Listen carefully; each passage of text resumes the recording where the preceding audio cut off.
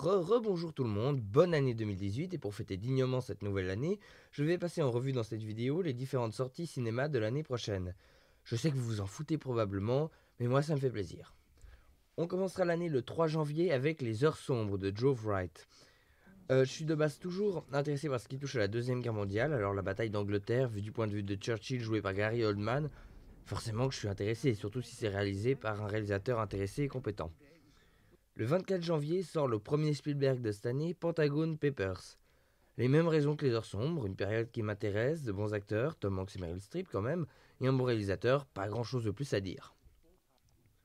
Deux sorties pour le 14 février, d'abord Black Panther, j'avais bien aimé son personnage dans Civil War et je suis toujours intéressé à découvrir une nouvelle partie de l'univers Marvel, puis c'est réalisé par un vrai réalisateur et pas un de leur yes man à la con. Et le même jour sortira Le Labyrinthe 3.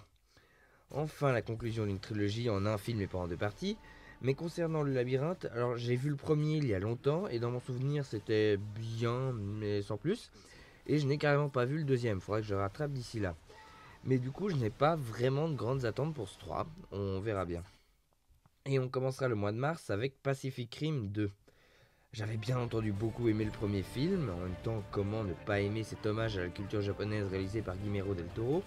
Mais cette suite a l'air d'être réalisée par des gens qui pensent que Pacific Rim n'est que Transformers bis et qu'on peut se passer d'audace et de talent pour se contenter de montrer des robots et des monstres. Et le talent et la créativité de Del Toro, c'était ce qui faisait le charme du premier film. Le 28 mars sort le deuxième Spielberg, Ready Player One. Alors Spielberg qui s'attaque à la réalité virtuelle, je dis pas, ça peut être intéressant, mais là ça a juste l'air d'être un gros n'importe quoi sursynthétisé, peu maîtrisé et délaissé par son réalisateur. On verra, mais je suis pas très optimiste.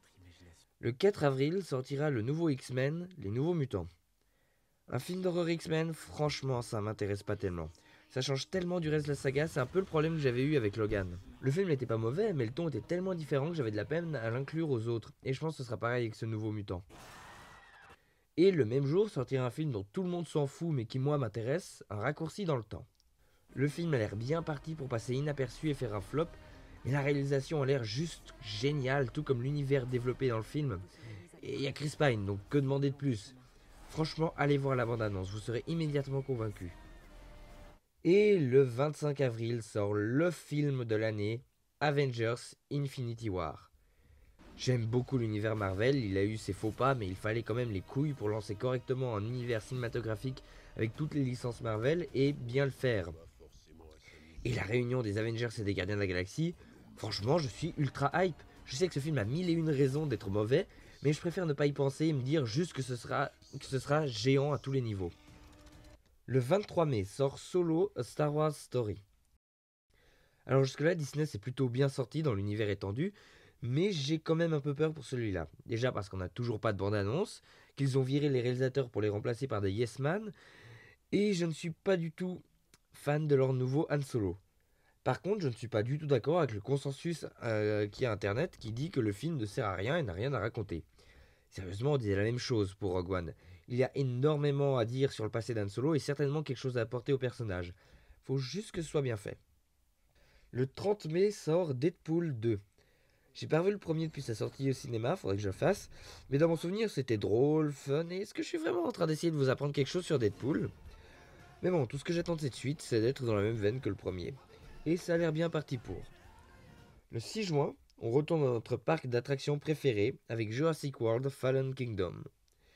Je suis assez en confiance car le réalisateur est très compétent et a l'air d'avoir eu toutes les libertés artistiques possibles. Et j'avoue que le making-of me rassure, même si je sais que c'est que du marketing, et que l'idée du volcan, ça a l'air d'être une bonne grosse idée de merde. Mais bon, Juan Antonio Bayona, Chris Pratt, des dinosaures robots, qu'est-ce qui pourrait mal tourner? Le 4 juillet, mon dieu la hype, Les Indestructibles 2. C'est le nouveau Brad Bird qui réalise, avec Giacchino qui compose. Il a vraiment aucune raison que ce soit mauvais. Je suis super confiant, ça va être génial. Le 18 juillet, c'est la suite d'Ant-Man qui sort. Comme c'est toujours Yes Man qui réalise et pas ce génie d'Edgar Wright, on peut au mieux espérer que ce sera sympa, et ce sera sûrement. Par contre, j'ai peur que face au Bulldozer Avengers, ces suites d'Ant-Man ne passent totalement inaperçues. On verra. Le 8 août sort le 6ème Mission Impossible. Alors j'aime bien les deux premiers, j'aime pas du tout le 3, j'aime beaucoup le 4 et j'aime bien le 5, donc il n'y a aucune raison que le 6 soit mauvais et on verra bien. Le 15 août, c'est Predator qui revient à l'écran.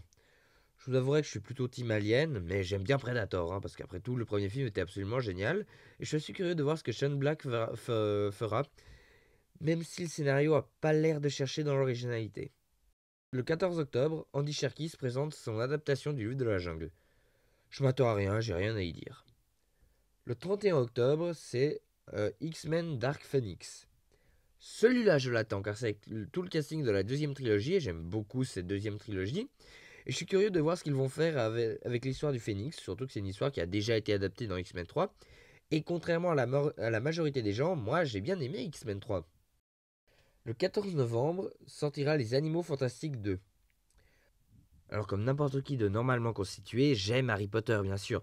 Mais cette nouvelle saga, franchement, on s'en fout. Perso, le premier film, même s'il n'était pas mauvais, je l'ai oublié. Et en plus de me dire qu'il y en aura 5 autres comme ça, mais en plus, celui-là ne parlera même pas d'animaux, mais du combat entre Dumbledore et Grindelwald. Alors ça peut être intéressant vis-à-vis de la saga Harry Potter, mais ça n'a aucun rapport avec le premier film. Le 19 décembre, c'est DC qui sort son seul et unique film de l'année, Aquaman. Tant que les studios ne s'en mêlent pas, je pense que ce film sera excellent, pas grand chose de plus à dire pour l'instant. Et cette année, on ne la finira pas avec un Star Wars comme d'habitude, mais avec un spin-off sur Bumblebee. Je ne sais pas quoi dire. Un spin-off sur lui. Sérieux? C'est la pire idée dans la longue et triste histoire des mauvaises idées. Alors je n'irai peut-être pas jusque-là, mais je ne vois pas du tout ce que l'on pourra raconter pour celui-là. Voilà en gros ce que nous réserve l'année 2018. Il s'agit que de certaines sorties, mais en aucun cas tout ce qui sortira l'année prochaine.